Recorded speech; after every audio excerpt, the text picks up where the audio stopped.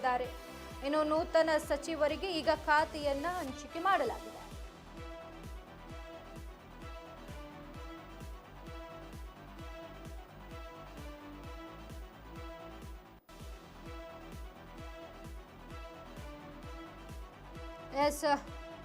ತೀವ್ರ ಕುತೂಹಲ ಮೂಡಿಸಿರುವ ನೂತನ ಸಚಿವರಿಗೆ ಖಾತೆ ಹಂಚಿಕೆ ಮಾಡಿದ್ದಾರೆ ಸಿಎಂ ಡಿಕೆ ಶಿವಕುಮಾರ್ ಅವರು. ಇಂದು ಸಂಜೆಯೊಳಗೆ ನೂತನ ಸಚಿವರಿಗೆ ಖಾತೆ ಹಂಚಿಕೆ ಮಾಡಿ ಪಟ್ಟಿ ಬಿಡುಗಡೆ ಮಾಡ್ತೇನೆ ಅಂತ ಸ್ಪಷ್ಟಪಡಿಸಿದ್ದಾರೆ. ಇನ್ನು ಇದರೊಂದಿಗೆ ಹೊಸ ಸಚಿವರಿಗೆ ಖಾತೆ ಹಂಚಿಕೆ ಮಾಡಿದ್ದಾರೆ.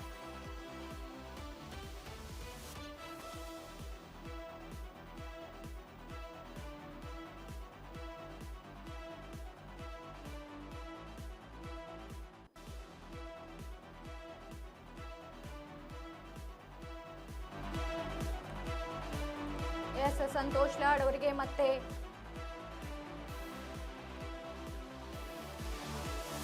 ಅದೇ ಖಾತೆಯನ್ನ ನೀಡಿದ್ದಾರೆ. ಕಾರ್ಮಿಕ ಇಲಾಖೆ ಹೊಣೆಯನ್ನ ನೀಡಿದ್ದಾರೆ. ಇನ್ನು ಜಮೀರ್ ಅಹಮದ್ಗೆ ಹೌಸಿಂಗ್ ಜೊತೆ ವಕ್ಫ್ ಖಾತೆಯನ್ನ ಕೂಡ ನೀಡಿದ್ದಾರೆ.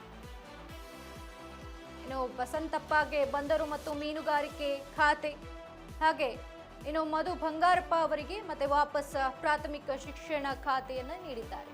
ಇನ್ನು ರಾಯರೆಡ್ಡಿ ಅವರಿಗೆ ಉನ್ನತ ಶಿಕ್ಷಣ ಹೊಣೆಗಾರಿಕೆಯನ್ನ ಕೊಟ್ಟಿದ್ದಾರೆ. ಇನ್ನು ಲಕ್ಷ್ಮಣ ಸವದಿ ಅವರಿಗೆ ಸಹಕಾರ ಖಾತೆ ಹಂಚಿಕೆ ಆಗಿದೆ. ಇನ್ನು ಅಜಯ್ ಸಿಂಗ್ ಅವರಿಗೆ ಫಾರೆಸ್ಟ್ ಖಾತೆಯನ್ನ ನೀಡಿದ್ದಾರೆ. ಇನ್ನು ಎಸ್ ಮಲ್ಲಿಕಾರ್ಜುನ್ ಅವರಿಗೆ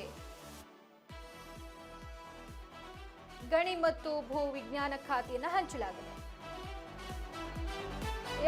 ಸಂಪುಟಕ್ಕೆ ಮೈನರ್ ಸರ್ಜರಿ ಆಗೋದಿಲ್ವಾ? ಆಕಾಂಕ್ಷಿಗಳ ಆಸೆಗೆ ಬಿತ್ತ ಪರ್ಮನೆಂಟ್ ತಣ್ಣೀರು. ಕೆಲವರನ್ನ ಕೈ ಬಿಡೋ ಬಗ್ಗೆ ಚರ್ಚೆ ನಡೆದಿತ್ತು.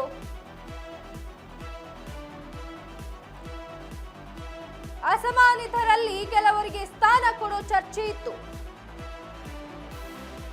ಸಿದ್ದು ಬಣದ ಮುಖಂಡರಿಗೆ ಅವಕಾಶ ಕಲ್ಪಿಸದೆ ಖಾತೆ ಹಂಚಿಕೆ. ಎಂ ಕೃಷ್ಣಪ್ಪ, ಲಕ್ಷ್ಮೀ ಹೆಬ್ಬಾಳ್ಕರ್, ಅನ್ನಪೂರ್ಣ ತುಕಾರಾಂ, ತನ್ವೀರ್ ಸೇಠ್ ಸೇರಿ ಹಲವರಿಂದ ಕ್ಯಾಬಿನೆಟ್ಗೆ ಲಾಭ. ಈಗ ಯಾರ ಅತೃಪ್ತಿಗೂ ಕ್ಯಾರೆ ಎನ್ನದ ಹೈಕಮಾಂಡ್. ಎಲ್ಲರಿಗೂ ಖಾತೆ ಹಂಚಿಕೆ ಮಾಡಿ ಲಿಸ್ಟ್ ಕಳಿಸಿದ ವರಿಷ್ಠರು. ಅಲ್ಲಿಗೆ ಕ್ಯಾಬಿನೆಟ್ಗೆ ಹೊಸಬರ ಸೇರ್ಪಡೆ ಕನಸಾಗಿಯೇ ಉಳಿತ. ಸಂಪುಟಕ್ಕೆ ಮೈನರ್ ಸರ್ಜರಿ ಆಗೋದಿಲ್ವಾ? ಆಕಾಂಕ್ಷಿಗಳ ಆಸೆಗೆ ಬಿತ್ತ ಪರ್ಮನೆಂಟ್ ತಣ್ಣೀರು. ಕೆಲವರನ್ನ ಕೈಬಿಡೋ ಬಗ್ಗೆ ಚರ್ಚೆ ನಡೆದಿತ್ತು. ಇನ್ನು ಅಸಮಾಧಾನಿತರಲ್ಲಿ ಕೆಲವರಿಗೆ ಸ್ಥಾನ ಕೊಡೋ ಚರ್ಚೆ ಕೂಡ ಇತ್ತು.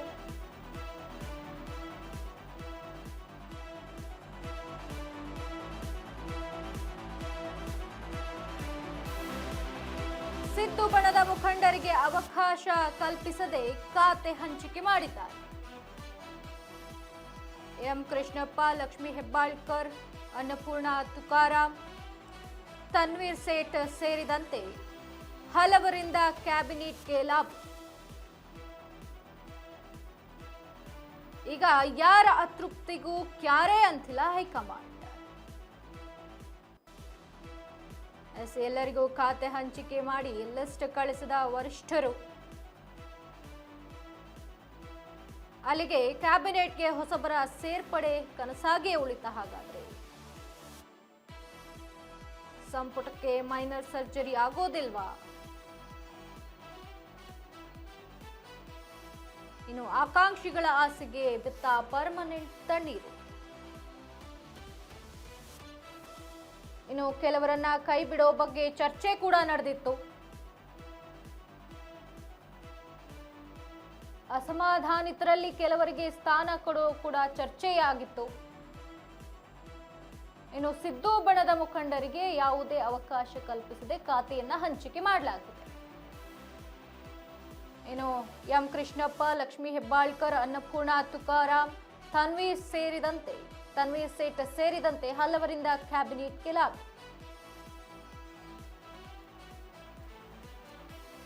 ಈಗ ಯಾರ ಅತೃಪ್ತಿಗೂ ಕ್ಯಾರೆ ಅಂತ ಇಲ್ಲ ಹೈಕಮಾಂಡ್.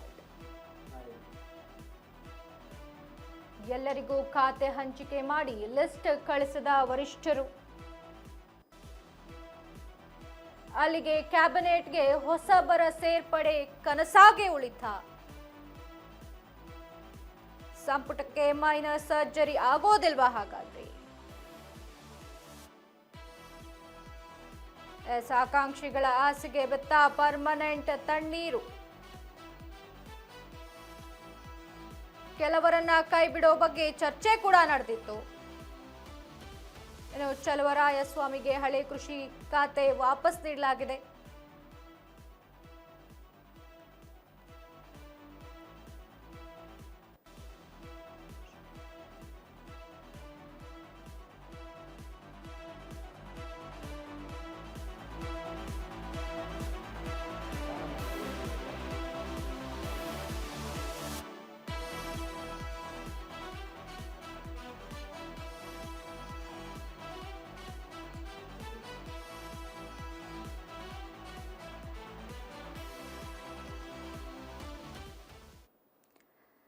ಎಸ್, ಇದ್ರ ಬಗ್ಗೆ ಮತ್ತಷ್ಟು ಡೀಟೇಲ್ಸ್ ಕೊಡಲಿದ್ದಾರೆ ಪ್ರತಿನಿಧಿ ಪ್ರವೀಣ್ ಅವರು. ಎಸ್ ಪ್ರವೀಣ್, ಇನ್ನು ಖಾತೆಯನ್ನು ಹಂಚಿಕೆ ಆಗಿದೆ, ಆದರೆ ಸಿದ್ದರಾಮಯ್ಯ ಅವರ ಆಕಾಂಕ್ಷಿಗಳಿಗೆ ಯಾವುದೇ ಅಸಮಾಧಾನಿತ ಒಂದು ನಡೆ ಕಾಣ್ತಾ ಇದೆ. ಇಲ್ಲಿ ಏನ್ ಹೇಳ್ತೀರಾ ಇದ್ರ ಬಗ್ಗೆ? ಚಂದನ, ಈಗಾಗಲೇ ಸಚಿವ ಸಂಪುಟ 3ನೇ ತಾರೀಕು ವಿಸ್ತರಣೆ ಆಗಿದ್ದಂಥದ್ದು. ಇಷ್ಟು ದಿವಸ ಆದರೂ ಕೂಡ ಯಾವುದೇ ರೀತಿಯ ಖಾತೆ ಹಂಚಿಕೆ ಆಗ್ತಾ ಇಲ್ಲ ಅನ್ನುವಂಥ ಮಾತುಗಳು ಕೇಳಿ ಬರ್ತಾ ಇದ್ವು. ಯಾಕಂದರೆ ಅಧಿವೇಶನ ನಾಳೆಯಿಂದ ಆರಂಭ ಆಗೋದ್ರಿಂದ ಅಧಿವೇಶನದಲ್ಲಿ ಅಲ್ಲಿ ಪ್ರತಿಪಕ್ಷಗಳು ಕೇಳುವಂತಹ ಪ್ರಶ್ನೆಗೆ ಉತ್ತರ ಕೊಡೋದಕ್ಕೆ ಸಚಿವರುಗಳು ಬೇಕಾಗ್ತಾರೆ. ಹಾಗಾಗಿ ಅವ್ರಿಗೆ ಯಾರಿಗೂ ಕೂಡ ಖಾತೆನೇ ಹಂಚಿಕೆ ಮಾಡದೆ ಹೋದರೆ ಭಾಳ ಸಮಸ್ಯೆ ಆಗ್ತದೆ ಅನ್ನುವಂಥ ನಿಟ್ಟಿನಲ್ಲಿ ಈಗಾಗಲೇ ಅಂತೂ ಇಂತೂ ಹೈಕಮಾಂಡ್ನ ಒಪ್ಪಿಗೆಯನ್ನು ಪಡೆದು ಹೈಕಮಾಂಡ್ನಿಂದ ಬಂದಿರತಕ್ಕಂತಹ ಒಂದು ಲೀಸ್ಟು ಈಗಾಗಲೇ ತಲುಪಿರುವಂಥದ್ದು. ಇನ್ನೂ ಅಧಿಕೃತವಾಗಿ ಘೋಷಣೆ ಅದು ಆಗಿಲ್ಲ. ಈ ಒಂದು ಖಾತೆಯ ಹಂಚಿಕೆಯ ದೃಷ್ಟಿಯಿಂದ ನೋಡೋದಾದರೆ ನಾವು ಹಿಂದೆ ಮೊದಲ ಅಟೆಂಪ್ಟಲ್ಲೇ ಯಾರು ಸಚಿವರಾಗಿದ್ದರು KH ಮುನಿಯಪ್ಪನವರು, ಅವರು ನನಗೆ ಆಹಾರ ಇಲಾಖೆ ಬೇಡ ಅಂತೇಳಿ ಸಾಕಷ್ಟು ತಕರಾರನ್ನು ಮಾಡ್ತಾಯಿದ್ರು. ಹಾಗಾಗಿ ಅವರನ್ನು ಈಗ ಆಹಾರ ಇಲಾಖೆಯಿಂದ ಅವರನ್ನು ವಿಮುಕ್ತಿಗೊಳಿಸಿ ಅವರಿಗೆ ಸಮಾಜ ಕಲ್ಯಾಣ ಖಾತೆ ಅವರು ಕೇಳ್ತಾ ಇದ್ರು, ಭಾಳ ಡಿಮ್ಯಾಂಡ್ ಇತ್ತು, ಅದನ್ನು ಅವರಿಗೆ ಕೊಟ್ಟಿರುವಂಥದ್ದು. ಮತ್ತು ಸಂತೋಷ್ ಲಾಡ್ ಅವರಿಗೆ ಹಿಂದೇನು ಕಾರ್ಮಿಕ ಖಾತೆಯನ್ನು ಅವರು ವಹಿಸ್ಕೊಂಡಿದ್ರು, ಅದೇ ಖಾತೆ ಅವರಿಗೆ ಈಗ ಮತ್ತೆ ಕಂಟಿನ್ಯೂ ಆಗಿರುವಂಥದ್ದು. ಮಧು ಬಂಗಾರಪ್ಪನಿಗೆ ಪ್ರಾಥಮಿಕ ಶಿಕ್ಷಣ ಇಲಾಖೆ ಈಗಾಗಲೇ ಇದಾಗಿರುವಂಥದ್ದು. ಬಸವರಾಜ ರಾಯರೆಡ್ಡಿ ಅವರೇನಿದ್ದಾರೆ ಅವರಿಗೆ ಉನ್ನತ ಶಿಕ್ಷಣ, ಮತ್ತು ಜಮೀರ್ ಅಹಮದ್ ಭಾಳ ಪ್ರಯತ್ನಪಟ್ಟು ಸಚಿವ ಸಂಪುಟವನ್ನು ಸೇರಿದ್ರು. ಅವರು ಹಿಂದೆ ವಸತಿ ಸಚಿವರಾಗಿದ್ದರು ಸಿದ್ದರಾಮಯ್ಯನವರ ಸರ್ಕಾರದಲ್ಲಿ ಇದ್ದಂಥ ಸಂದರ್ಭದಲ್ಲೂ ಸಹಿತ. ಇದೀಗ ಅವರಿಗೆ ಆ ಒಂದು ವಸತಿ ಖಾತೆಯನ್ನು ಕೊಟ್ಟಿರುವಂತಹ ಮಾಹಿತಿ ಬರ್ತಾ ಇದೆ. ಜೊತೆಗೆ ವಕ್ಫ್ ಖಾತೆಯನ್ನು UT ಖಾದರ್ ಅವರನ್ನು ಆರೋಗ್ಯ ಸಚಿವರಾಗಿದ್ದಾರೆ, ಅವರಿಗೆ ಆರೋಗ್ಯ ಖಾತೆ ಮುಂದುವರಿಯುತ್ತದೆ. ಜೊತೆಗೆ ಆ ವಕ್ಫ್ ಖಾತೆಯನ್ನು ಕೂಡ ಅವರಿಗೆ ಕೊಟ್ಟಿರುವಂಥದ್ದು. SS ಮಲ್ಲಿಕಾರ್ಜುನ್ ಅವರಿಗೆ ಗಣಿ ಮತ್ತು ಭೂವಿಜ್ಞಾನ ಖಾತೆಯನ್ನು ಕೊಟ್ಟಿರುವಂಥದ್ದು. ಬಾಲಕೃಷ್ಣ ಅವರಿಗೆ ಸಣ್ಣ ನೀರಾವರಿ ಖಾತೆಯನ್ನು ವಹಿಸಿದ್ದಾರೆ ಅನ್ನುವಂತಹ ಒಂದು ವಿಚಾರ ಗೊತ್ತಾಗ್ತಾ ಇರ್ತಕ್ಕಂಥದ್ದು. ಜೊತೆಗೆ ರಿಜ್ವಾನ್ ಅರ್ಷದ್ ಅವರಿಗೆ ಈ ಮುನಿಯಪ್ಪನವರಿಗೆ ಏನು ಕೊಟ್ಟಿದ್ರು ಹಿಂದೆ, ಅವರಿಗೆ ಆ ಒಂದು ಖಾತೆಯನ್ನು ಆಹಾರ ಮತ್ತು ನಾಗರಿಕ ಸರಬರಾಜು ಖಾತೆಯನ್ನು ರಿಜ್ವಾನ್ ಅರ್ಷದ್ ಅವರಿಗೆ ಕೊಟ್ಟಿರುವಂತಹ ಮಾಹಿತಿ ಬರ್ತಾ ಇರುವಂಥದ್ದು. ಲಕ್ಷ್ಮಣ ಸವದಿ ಅವರಿಗೆ ಆಬ್ವಿಯಸ್ಲಿ ಸಹಕಾರ ಕೊಟ್ಟಿದ್ದಾರೆ. ಹಾಗೆ ಪುಟ್ಟರಂಗ ಶೆಟ್ಟಿ ಅವರಿಗೆ ಪಶು ಸಂಗೋಪನಾ ಇಲಾಖೆ ಖಾತೆಯನ್ನು ಕೊಟ್ಟಿರುವಂಥದ್ದು. ಶಿವರಾಜ್ ತಂಗಡಗಿ ಅವರು ಹಿಂದೆ ಕೂಡ ಕನ್ನಡ ಮತ್ತು ಸಂಸ್ಕೃತಿ ಸಚಿವರಾಗಿದ್ದರು. ಶಿವರಾಜ್ ತಂಗಡಗಿ ಅವರಿಗೆ ಅದೇ ಖಾತೆಯನ್ನು ಕೊಟ್ಟಿರುವಂಥದ್ದು. ಇವೆಲ್ಲ ಒಂದು ರೀತಿಯ ವಿಚಾರಗಳು ನೋಡ್ತಾ ಇದ್ದರೆ, ಯಾಕಂದರೆ ಖಾತೆ ಹಂಚಿಕೆ ಮಾಡುವಂಥದ್ದು ಅನಿವಾರ್ಯ ಆಗಿತ್ತು.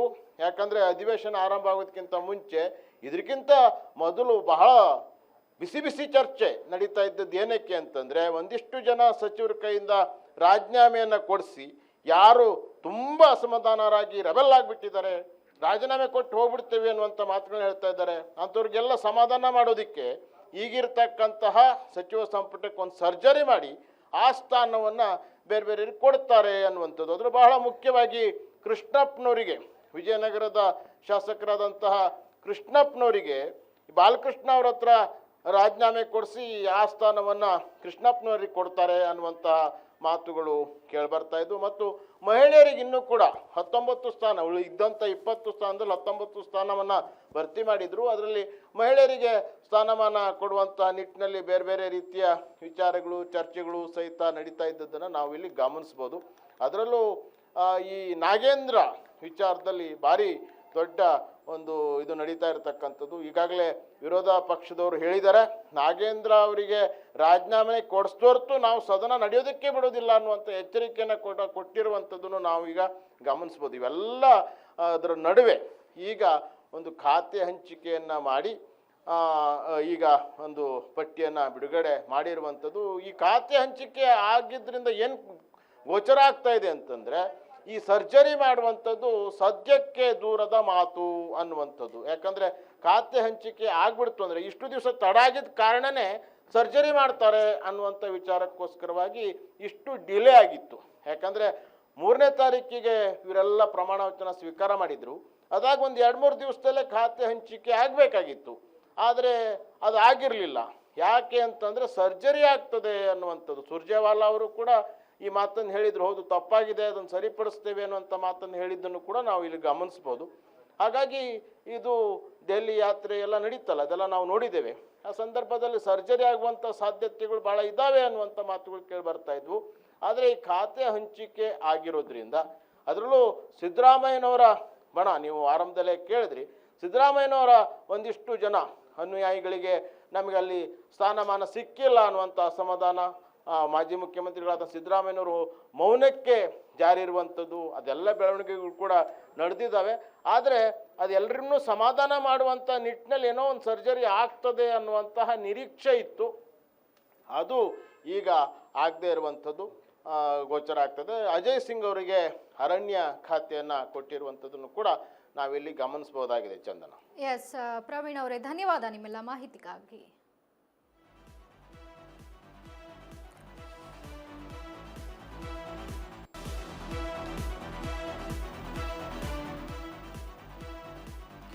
ಹೊಸದಾಗಿ ಸೇರಿದ 19 ಸಚಿವರಿಗೆ ಖಾತೆ ನೀಡುವುದಕ್ಕೆ 9 ದಿನಗಳ ಕಾಲ ವಿಳಂಬವಾಗಿದೆ. ಇನ್ನು ಪ್ರಮುಖ ಹಣಕಾಸು ಹಾಗೂ ಬೆಂಗಳೂರು ಅಭಿವೃದ್ಧಿ ಖಾತೆಗಳಿಗಾಗಿ ಹಿರಿಯ ನಾಯಕರ ನಡುವೆ ಭಾರೀ ಪೈಪೋಟಿ ಕೂಡ ನಡೆದಿತ್ತು ಇತ್ತೀಚೆಗೆ.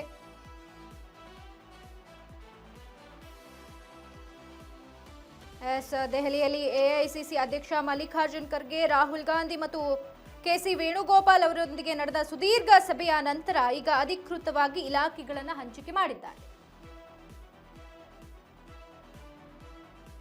ಸರ್ಕಾರ ರಚನೆಯಾಗಿ ಸರಿಯಾಗಿ 2 ತಿಂಗಳ ನಂತರ ಮೊದಲ ಬಾರಿಗೆ ಬೃಹತ್ ಸಂಪುಟ ವಿಸ್ತರಣೆ ಮಾಡಲಾಗಿತ್ತು. ಇನ್ನು ಇದರಲ್ಲಿ 19 ಹೊಸ ಶಾಸಕರು ಸಚಿವರಾಗಿ ಪ್ರಮಾಣ ವಚನವನ್ನು ಕೂಡ ಸ್ವೀಕರಿಸಿದ್ರು.